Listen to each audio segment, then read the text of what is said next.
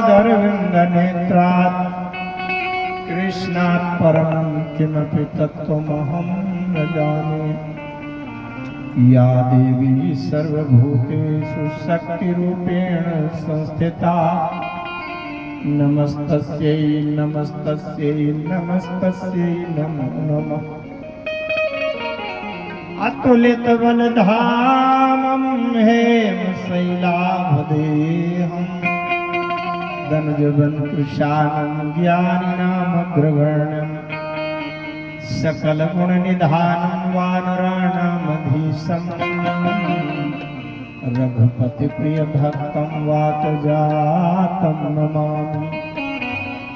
शारददारुणारिसमस्वामी रामसूत्रधर अंतर्जामी। जेहि पर कृपा करहि जन जानी कविउर अजिर न चावहि बानी। प्रणमो स्वयं कृपालु रघुनाथा वर्णो विशदता सुगुण गाथा। प्रभु समर्थ सर्वज्ञ शिव सकल कला गुण धाम। योग ज्ञान वैराग्य निधि प्रणत कल्पतरुणाम। वंदो तुलसी के चरण जिनकी हो जग काज। कलि समुद्र डूबत लख्यो प्रगट्यो सप्त जहाज। सियावर रामचंद्र की जय। भगवान जो कण कण में व्याप्त हैं, संपूर्ण सृष्टि के आधार हैं और हमारे जीवन में ये जीवन कुछ नहीं है, केवल मिट्टी का बना पुतला है। क्षेत्र जल पावन गगन समीर। जैसे बिजली का तार होता है, तार माने कुछ नहीं, कापर या आलमन। अगर बिजली का करंट उसमें संचालित कर दिया जाए विद्युत शक्ति। इसी तरह ये मिट्टी का पुतला है, इसमें राम जी की कृपा से एक एक श्वास की वो ऊर्जा चेतना संचारित होती है, इसलिए ये जीव है, जीवित है। अगर राम जी की कृपा जरा सी टेढ़ी हो जाए, असुट से श्वास बंद हो जाए तो 2 घंटे के अंदर ये राख बन जाएगा। क्या है? ऐसे प्रभु को मैं अपने संपूर्ण सर्वस्व समर्पण सभी भावनाओं से समर्पण करता हूँ, क्योंकि भगवान तो मेरे बिना भी भगवान है, हमारे सबके बिना भी भगवान है, लेकिन हम भगवान के बिना कुछ नहीं। कितना सौभाग्य रहा कि हमको मनुष्य का जीवन मिला, इतना अच्छा क्षेत्र मिला, इतने अच्छे विचार मिले, इतना अच्छा वातावरण मिला। अगर ऐसा अवसर पा करके हम अपना आत्म कल्याण न कर पाओ तो हमसे बड़ा दुर्भाग्यशाली। हनुमान जी की कृपा के बिना, संरक्षण के बिना राम कथा का आयोजन कभी हो ही नहीं सकता धरती में। इसलिए हनुमान जी के समक्ष उनके चरणों में साक्षात साष्टांग दंडवत प्रणाम की मुद्रा का समर्पण। पूज्यपाद गोस्वामी तुलसीदास जी महाराज ने अगर लेखनी न चलाई होती तो हम जैसे अल्पज्ञ जीव क्या समझ पाते कि राम क्या है। इसलिए पूज्यपाद गोस्वामी जी के पाद पद्मों में हजारों हजार प्रणाम निवेदित है। उसी के साथ साथ इस ग्राम की पावन धरती में जो इतना बड़ा विशाल यज्ञ का आयोजन हुआ, उसमें जो समिति के सभी सदस्यगण पदाधिकारीगण हमारे अध्यक्ष जी बैठे हैं। कितना बड़ा साहस भगवान ने दिया है, कितनी बड़ी प्रतिष्ठा दिया है। महापुरुष लोगों के साथ में चल करके अन्य लोग भी उस मंजिल तक पहुंच जाते हैं जहां जीव का ठिकाना। प्रधानाचार्य जी हमारे बैठे हैं, क्या कहना है। डॉक्टर साहब शिव प्रकार सिंह जी और हमारे शास्त्री बाबा जी, तो पहले हम उसमें गूगल मीट में सत्संग वार्ता करते थे, तब से लालसा थी कि आपस में आमने सामने बैठ करके कभी चर्चा सुने। वो संयोग आया 4 दिन का, आज 4th दिन है। अभी मुझे मंच से उतर करके सीधे यात्रा में भी जाना है, पूर्व निर्धारित है। अभी वृंदावन से पधारी हूँ। महामंडलेश्वर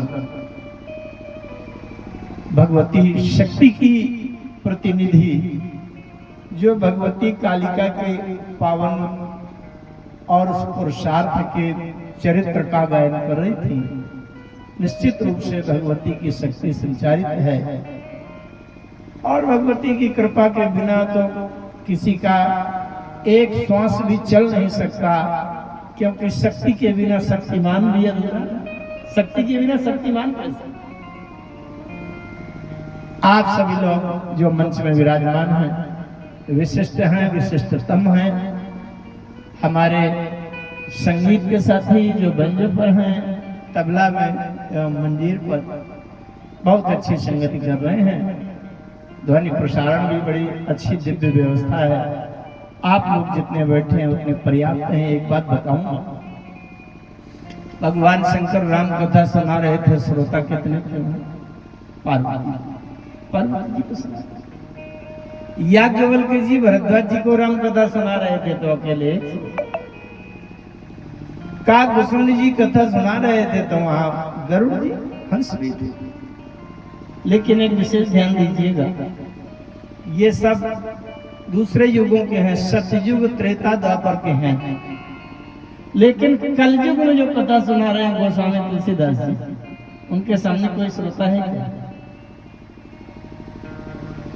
गोस्वामी तुलसीदास जी की कथा सुना रहे हैं, सामने कोई श्रोता ही नहीं।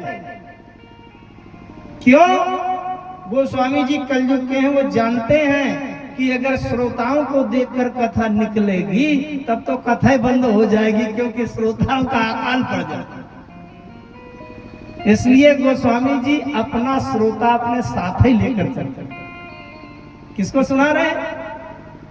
तजी सकल आसो भरोस गावही, सुनहि संतत सठो मन।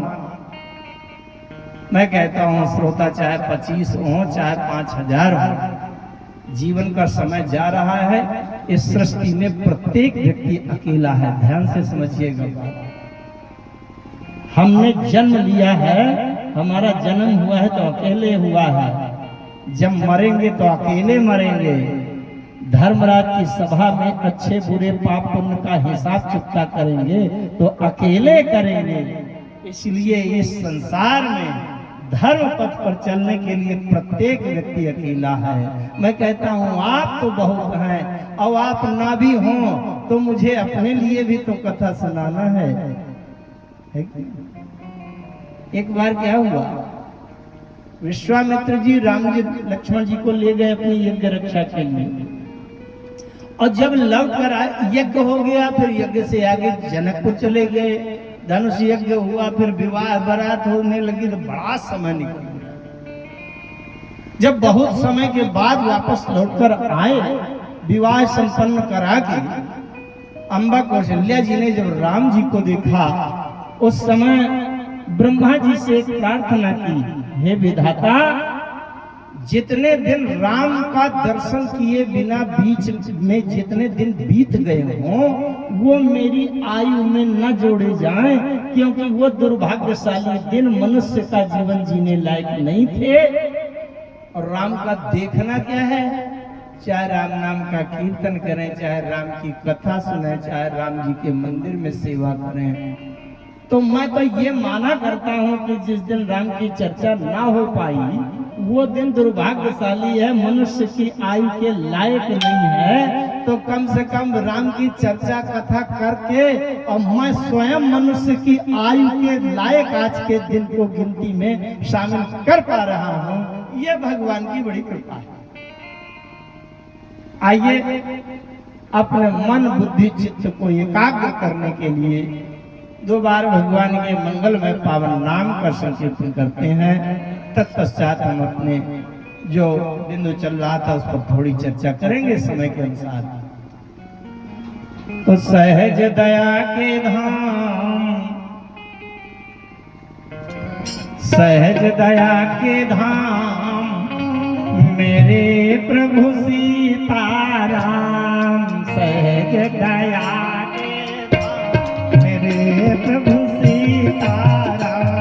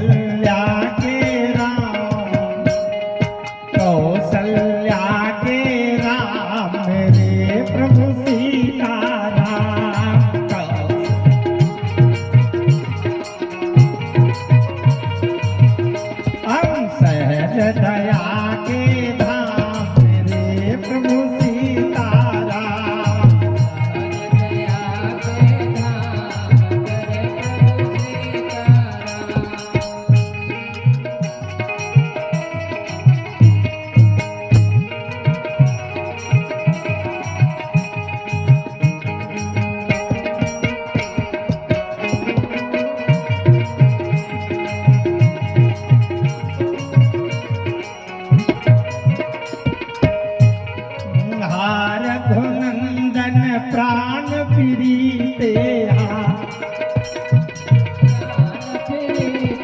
तुम बिन जियत बहुत दिन बीते तुम बिन जियत बहुत दिन बीते दशरथ के प्रिय राम दशरथ के प्रिय राम मेरे प्रभु सीता दशरथ के प्रिय राम मेरे सीता राम सहज दया के धाम मेरे प्रभु सीता राम सहज दया के धाम मेरे प्रभु सीता राम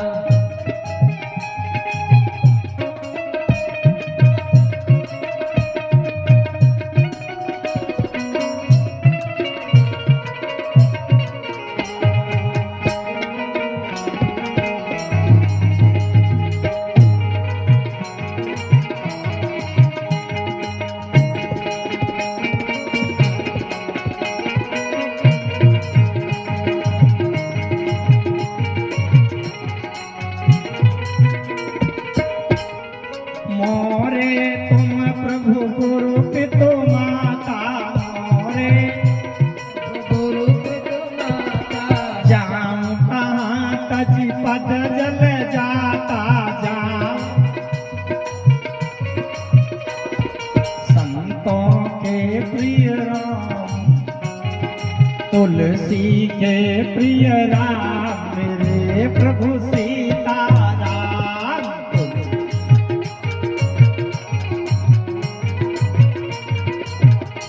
मेरे प्रभु सीता राम मेरे प्रभु राजा राम मेरे प्रभु सीता राम मेरे प्रभु राजा राम सहज दया के धाम मेरे प्रभु सीता राम सहज दया के धाम मेरे प्रभु सीता राम मेरे प्रभु सीता राम प्रभु सीता राम मेरे प्रभु सीता राम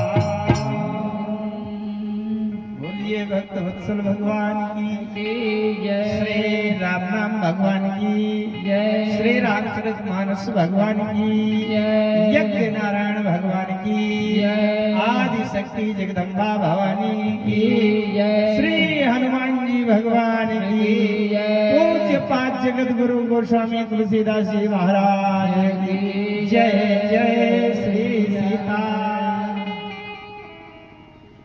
जय पर कृपा न कर